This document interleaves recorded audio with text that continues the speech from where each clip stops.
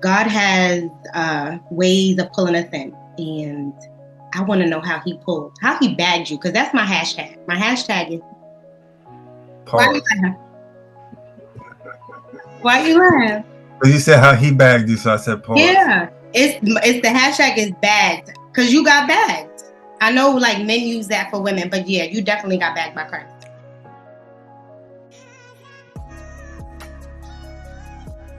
He Yeah, snatched you up, and now you are. he's good. He's merciful. First of all, I just want to give you a big shout out. And just thank you for having me. Uh, Yeah, I'm just Manny. I'm just a regular dude. In this world, trying to serve Christ, trying to serve others. right. Um, and I don't have a platform. I'm not a name. I'm not. You know, I do what I do quietly, and I thank God for that. And Yeah, I just live a regular life. I go to work and I take care of my family. But yes, you do. big shout out to you and the rest of the ladies. Yeah, I can say, Farah, Shawnice, and Ruth, and yourself. yeah. Yeah, have been a real big blessing to my wife. Whenever she says she's gonna be with y'all, I'm like, go. Go. Crew, his wife Giselle is one of our best friends, and she really is amazing. She always comes back fired up for the I Lord. love it. I want to know, where was Manny before he said yes to Christ? Like, what was life like? What was going on? Life was regular, from the outside looking in. I was a barber. I was in my mid-20s. Mm-hmm. Um, and, just being a regular dude in Brooklyn, just, trying to make money, you know, trying to hang out, smoking a lot of weed. And, there's really it's not nothing out of the ordinary for the world, It's just a regular life. But on the inside, there was a lot of emptiness, and there was a lot of desire for purpose and desire to live a life that's fulfilling and a life that honors God.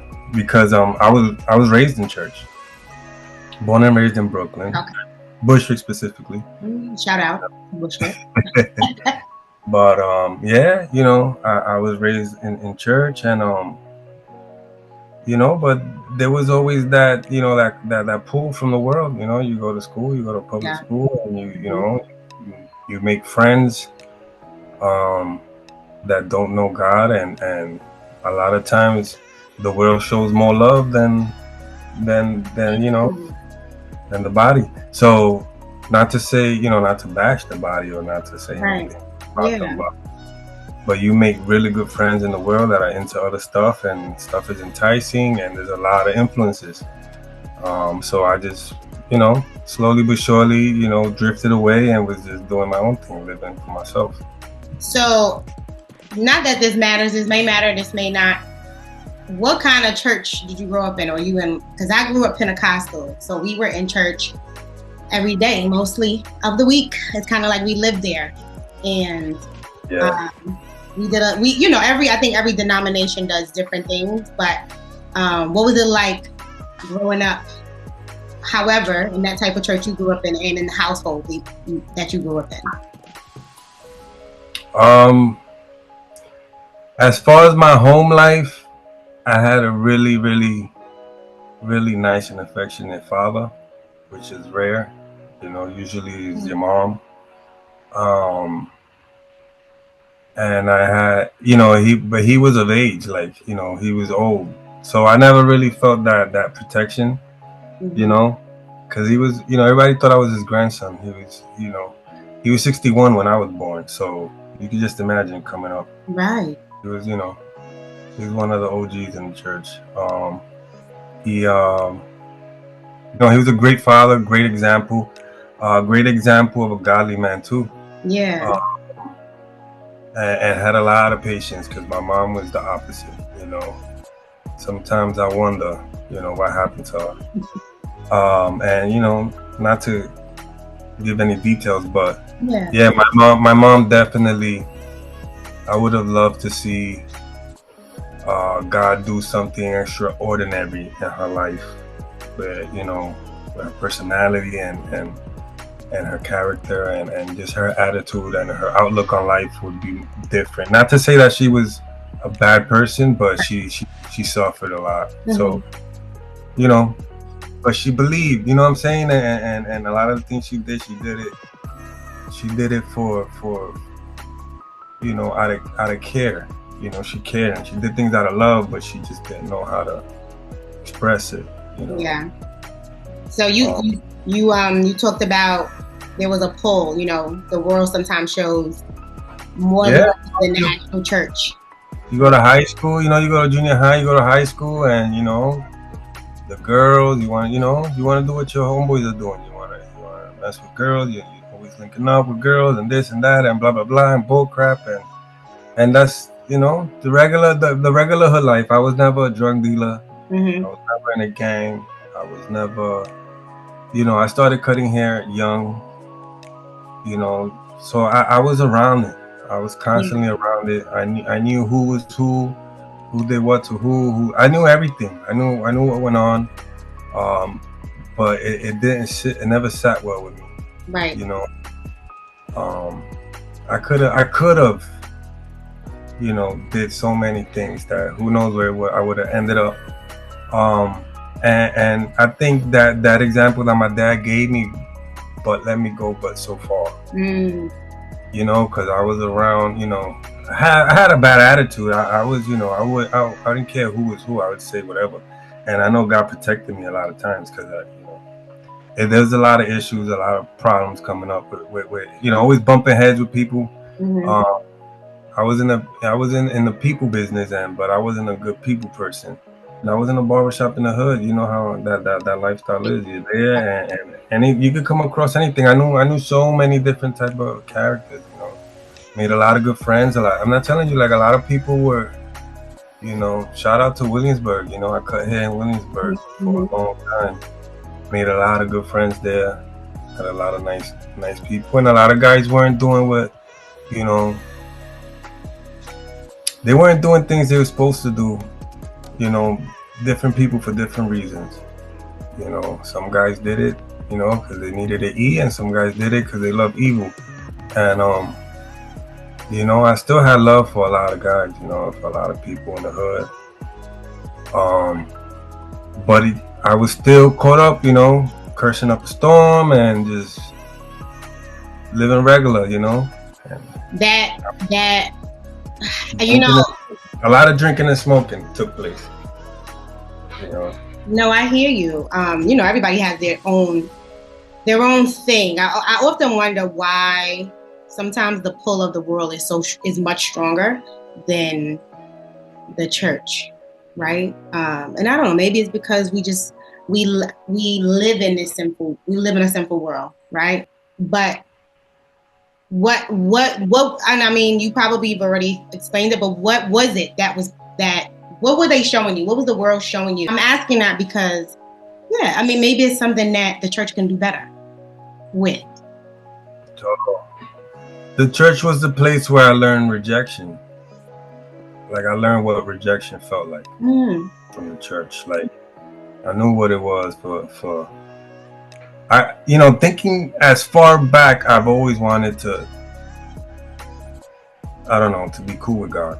Like, I don't know, like thinking of my like youngest childhood thoughts, like going back as a kid in church and learning about God.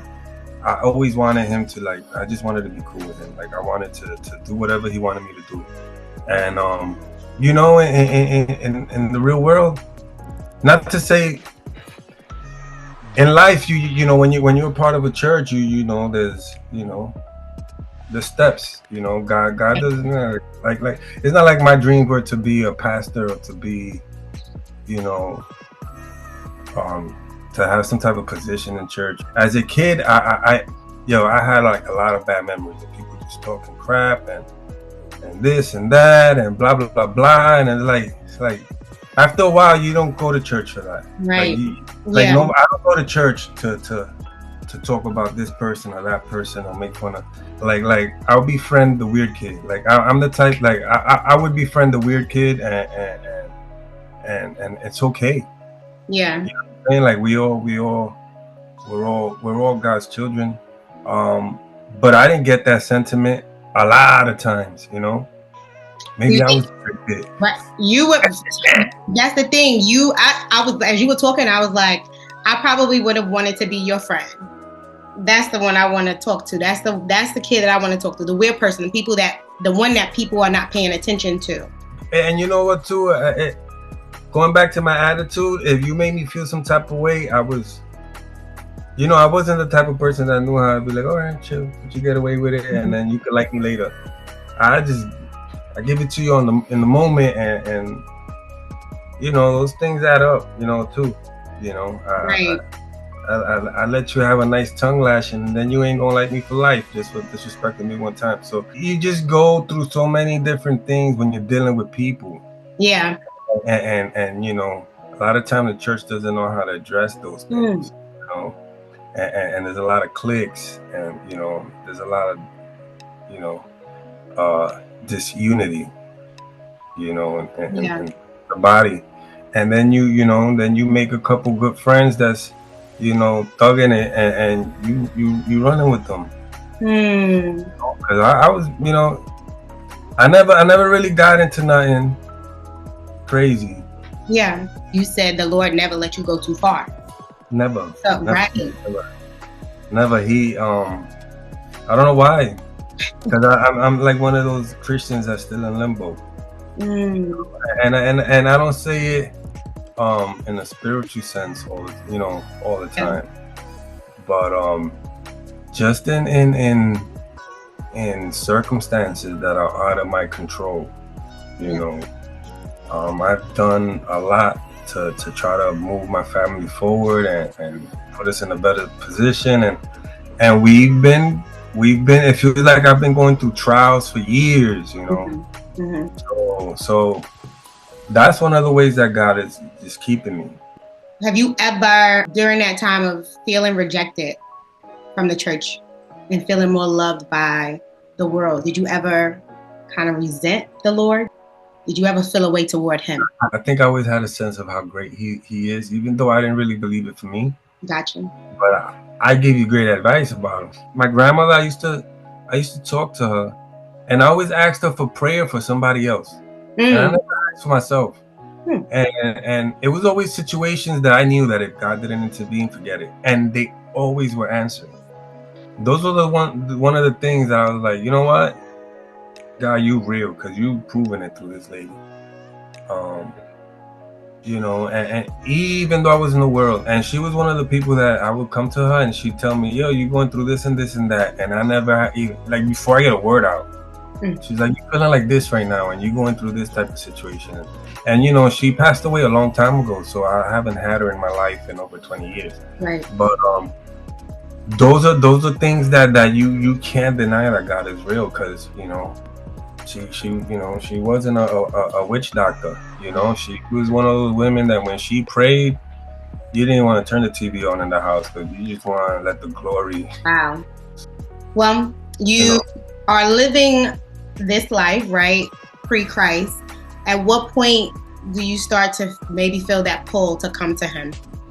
You know, I gave my life to Christ a couple times, but it was never lasted more than a week. But I think it was around 2008 when Emily, my oldest daughter, was 1, and she's 17 now. Yeah. So I was in my house. And I couldn't deny that God was telling me to just give my life to him and to trust him with the rest, because I didn't know how I was gonna do it. I didn't know that I was gonna, you know, I didn't know I was gonna have any type of boldness. Right. You know, I didn't know I was gonna be able to talk to anybody about Christ. I didn't know I was gonna be an example about Christ in anybody's life, you know. When you thought about coming to Christ, is that what you thought? Like, I have to do this, I have to be bold, I have to tell them. You know, you grew up in church, and people tell you what a Christian is supposed to look and sound like. You know, I'm not one of those. Right. You know, I don't fit the mold. it makes sense that you're saying you didn't know how you were going to do it. Because if they're telling you that, you're like, well, I don't know if I could do this. Is that right? Yeah. Yeah. I don't know if I could wear the 3-piece suit every Sunday. You know what I'm saying? I have to go to church with my hat like this. You know? Right. So you're in the house. And so what's happening? Are you thinking? Are you like praying at this time? What's going on? Man, it was just a heaviness, a heaviness on my life. And I just cried out to God. I remember listening, I think it was on MySpace. I think I was listening. I ran into a Lecrae song, "Take Me as I Am," and I was like, and I don't know, that song spoke to me. I was like, God, you really gonna take me like this, how I am, after everything I've done and everything I've said, and you know, and all the times I haven't honored my parents, and all, you know what I'm saying, and so many just disgraceful things that I've done in my life. And that song, you could say that song convinced me that God would, you know, that He would forgive me, and He does love me regardless. And I remember the presence of God when I prayed that night, and I was home alone, and I asked Giselle to lead me into prayer, because she had given her life to Christ not too long before that. Okay. So I was like, yo, how's she so peaceful? You know, I'm like looking at her, and in my inside I have so much turmoil, you know, and she led me into prayer, but yo, like the tears started flowing. You know, I had a lot inside that I was just keeping for a long time, that I just needed. I needed that nudge from God to just start releasing things. And that's a part of what I want people to understand, that not everybody goes to the altar. And I can't deny what I felt. Just love, like just wrapped in love. It was thick. The air was thick. Wow. There was somebody in the room with us. You know, we weren't alone. And you know, you can't forget those things. Those are the things that bring you through the hard times, because then that's when the war starts, you know. Say that again. That's when the war starts. It's not gonna get easier for anybody considering a life of Christ. To be clear, it's not to scare anyone, but we have a real enemy in this world. Yeah, no, we're already scared. We're already scared. We need to strap our boots. Come on. No. First of all, is Giselle around anywhere? No, she's trying to keep the baby. I got you. No, I say that because you like, I don't know what I think that's how you started it. You was like, I'm just a regular guy out here. You know, I don't do much in the church. I'm just a brother, basically. And I'm saying, like, please, like what? Yeah. What happened? I'm excited for people to hear. I'm in a new church now. I've only been there for a year. Yeah. Because you know, New York left us. I didn't leave New York. New York left me. I hear you. Yeah, that's another story. Yeah, but you still rep New York, right? You still from Bushwick, right? Sometimes, you know, I'm not a loud person, but I definitely don't rep Fort Wayne. Right. I don't walk around with an Indiana Pacers jersey, so whatever. Right. I don't like Reggie Miller. But I don't really talk about it out here. I just be like, I don't watch sports. But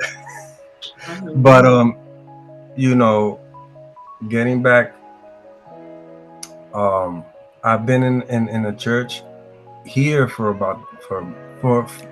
the first year that I was here. I've been in Indiana 2 years. For the first year was, you know, on and off because of circumstances, taking care of my mom, and then for the past year I've been going more consistent there. I already have a core of good friends that which I could say are probably the only childhood friends I have left. Mm-hmm. I still have friends from adolescent days and high school days, but you know, and even friends from 20 years ago still. But these are guys that we could say we grew up together. You know, we grew up in the same church in New York, and now we're out here. You know, they've been out here for a while, Yeah. and they've been the support. You know, to keep it going here, and they've helped me out tremendously. Yeah. And that's God's hand. Yes. God using people. Yes. Yeah. You know, How important is that for you to have community? it's super important. You know, I'm a reclusive person by nature. You know, I'm not outgoing enough. You know, I may not. There's moments where I look like I'm outgoing, but I'm really not an outgoing person. I'm really more of an introvert. I just try not to be weird. Which is fine. Yeah, so like I'm just like, you know, I go places. I'm gonna smile. I'm not, you know, I'm gonna be cool with people, but it's easy for me to be, you know, stay home and watch TV. Okay. So having you know a group of guys that hold me accountable and like, yo, what up? You need to get out. You know, we gotta get you out of here. You know, you gotta go to church. You know, you gotta do something. You know, and that's what King was for me too. You know, King. That's what King was for me in New York too. You know, might I have don't. to start one out there. But don't be spreading rumors.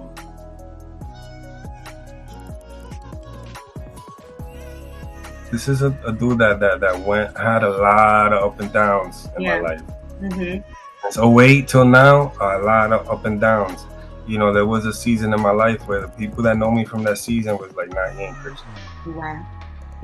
You know, there's been bad moments, you know, the good, the bad, and the ugly, but I'm still here. Like, you know what, God, that didn't work out so much. That was his hand.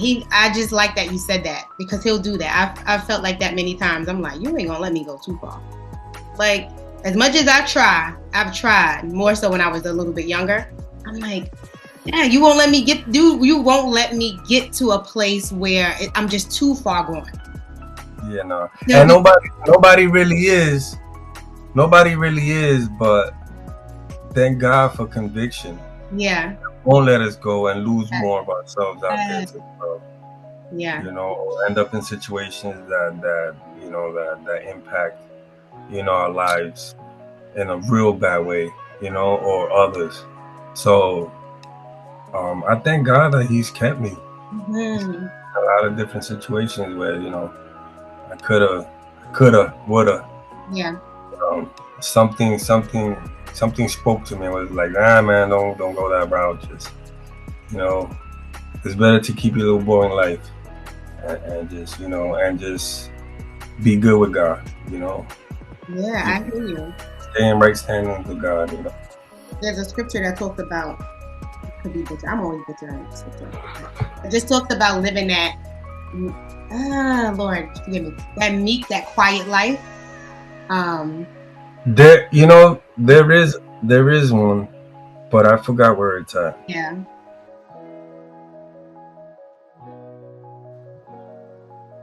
But no, that's what you're doing. I think. I heard somebody preach on that too. You know, when you get to heaven and God is like, yo, instead of, it was Francis Chan. Okay. Was talking about. Oh, I know what you're talking about. Yeah, I like him. Yep. Having the stage. He goes, what if you get to heaven and God is like exalts you for all the people on the low that nobody knew about that came to Christ through you, and instead of you know people that seek an audience, you know, like I don't want an audience. I don't want people to know what I'm doing. Yeah. I just want to serve God, man, and I think that's where purpose starts for me. You know, I'm one of those that've been looking for purpose for a long time, looking in the wrong places and just doubting. You know, I've struggled with doubting God so many times in my life and doubting His power. And sometimes we think that His power has to be displayed through grandeur things. And man, you know, if somebody could just reach out to you and be like, yo, you know, well, you know, what's your advice on this situation? And you could give them godly truth. You know, that's purpose.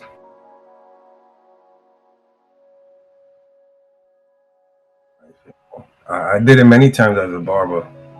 You know, I was known as the Christian barber. You know, a lot of rappers don't want to be Christian rappers, Right. but but I was the Christian barber. Like anybody in the hood that wanted to know anything about the Bible, I was like, there's a church right there across the street.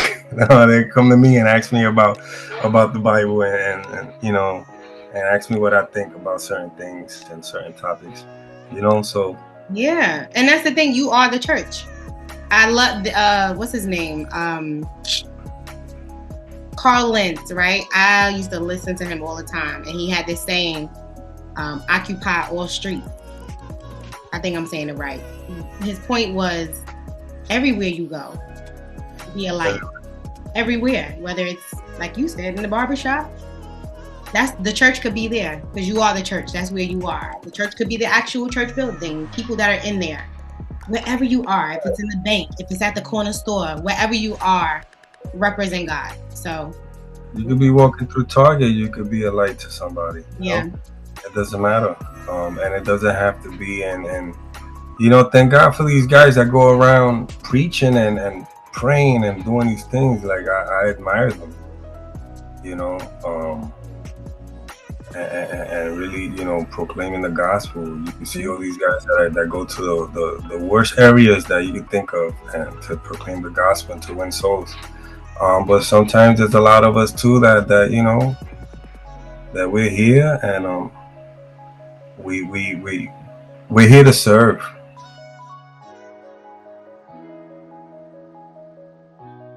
yeah, Any way that I could be of service, you know.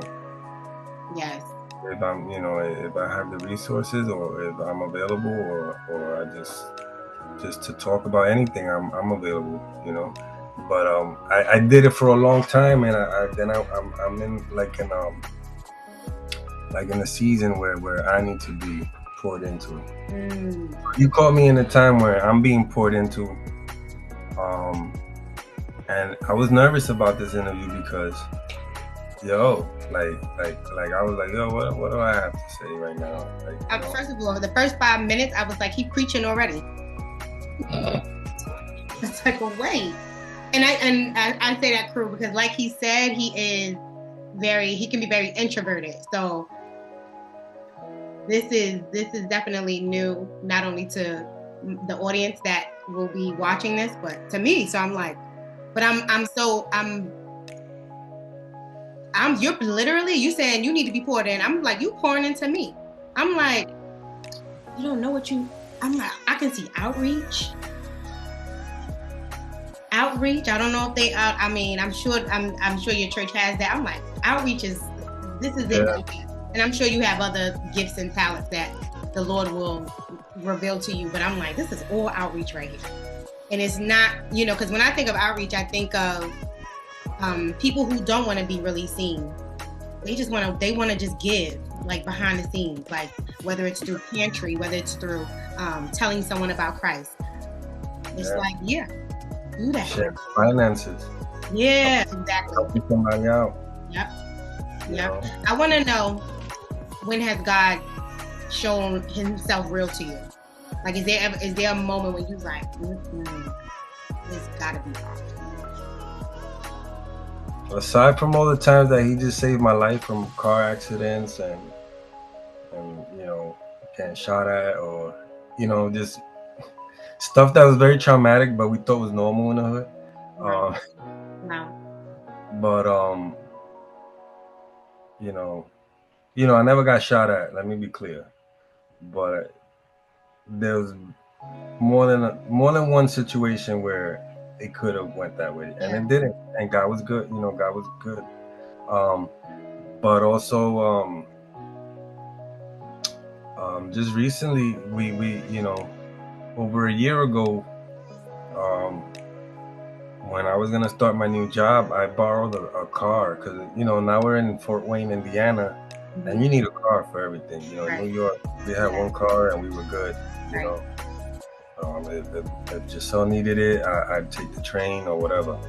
But we needed 2 cars, and God gave us a car. You know, simple as that. God gave us a car. You know, we needed another car, and God gave it to us in the right time, in the right moment. The fact that we're out here is God orchestrating things, just trying to bring us closer together and trying to you know keep our girls out of harm's way and allowing them to grow spiritually and be fruitful. We were 6 figures in New York, and then pride comes before the fall. So anybody thinking about running with Christ, run with him for real, because he will humble you. But God gave us the car through people that saw the need and put it in their heart to get a plan together to get us a car. And they gave us a dope car. They gave me one of my favorite cars. They gave us a Chevy Impala. So it wasn't a Ferrari, but Chevy Impala. It moves. I like that car. It's a nice car. Yeah, but the thing is, he showed up for you in this time. He showed up. He showed up when we needed to come out here. He showed up when in so many different moments. Yeah. He showed up. Yeah, I think of your life, both of you, and I'm like, the way you guys have like trusted the Lord within these, and you've trusted the Lord many years, but very clearly I can see you trusting the Lord in the last, I guess, 2 years, and I feel like he's created steps for you. So if you didn't know how to go, he just was like, here's the step, go, and he has literally supplied your need.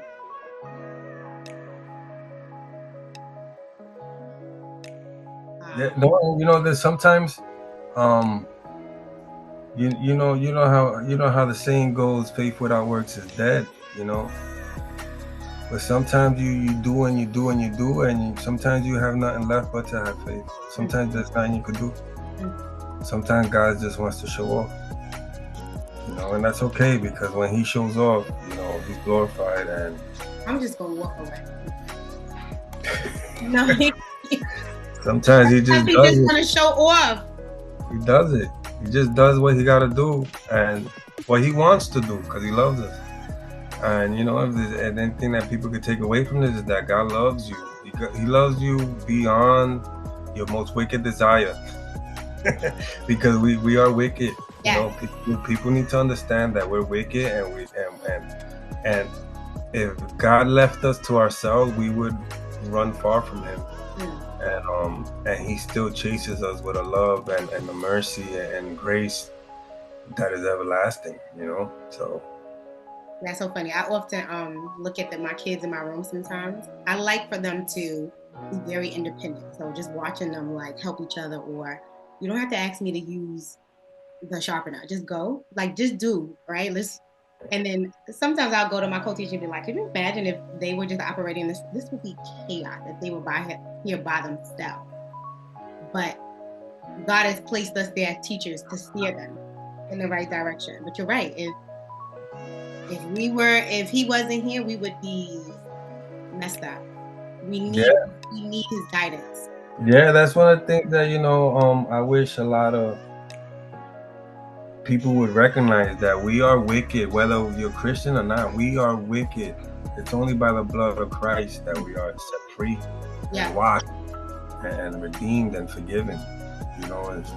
We can never meet that quota, but we can fight to be more like Christ, and God can do it. I mean, if God could do what he did through Christ, then he could transform our lives, and he could use us for his glory. And he, you just gotta put yourself in his hands and tell him to do with you what he wants, not what you want. Maybe I'm double-minded in some sense, because I'm really afraid of taking certain steps because of the temptation of wanting something, some type of affirmation or something from man, and at the end of the day, it's not worth it if God is not being glorified first and foremost, and And if he's not happy with the work that you're doing, you know, if it's not him doing it through you, then it's not, to me, it's not worth it. You know, so I'm happy being quiet and, you know, and just chilling and yeah, maybe God one day wants to do something, yeah, but you know, the people that I interact with, yeah, that's what's I see the, oh God, I feel like my parents might be this way a little bit too. I just see how being quiet, living this like just quiet life, in a sense, it helps you. It helps you to, one, stay obedient, hear clearly. If you're like into so many, unless the Lord wants you to be into those things, that's fine. And if it's like you said, if it's gonna glorify God, that's what he wants to be. He wants to be glorified, and he should be glorified. But this type of life, I feel like, keeps you out of trouble. yeah. You know, right now I'm serving my mom, serving my family. I mean, yes. You know, until God wants me to serve others, right now, this is where I'm staying. You know? That's purpose. That's purpose. I used to, and I always talk about my mom. So I'm like, a lot that she does is, of course, with her husband, who she takes care of as well. Because I'm like, you don't want to do anything else? Like, you just want to go to church with your husband? That's it? And not realizing, that was my immature self, not realizing that being a wife to him was a part of her ministry. Helping him in certain ways was serving not only him, but ultimately Christ. So, yeah. You leading your family is... I wash dishes like I do it unto the Lord. I'm done. I gotta see that. How does that look? How does it look? That's cool. I'm not gonna keep you long. You have definitely blessed somebody already, but just one last question. And you probably answered it. What do you want people to know about your God? Oh man, that he loves you beyond your wildest dreams.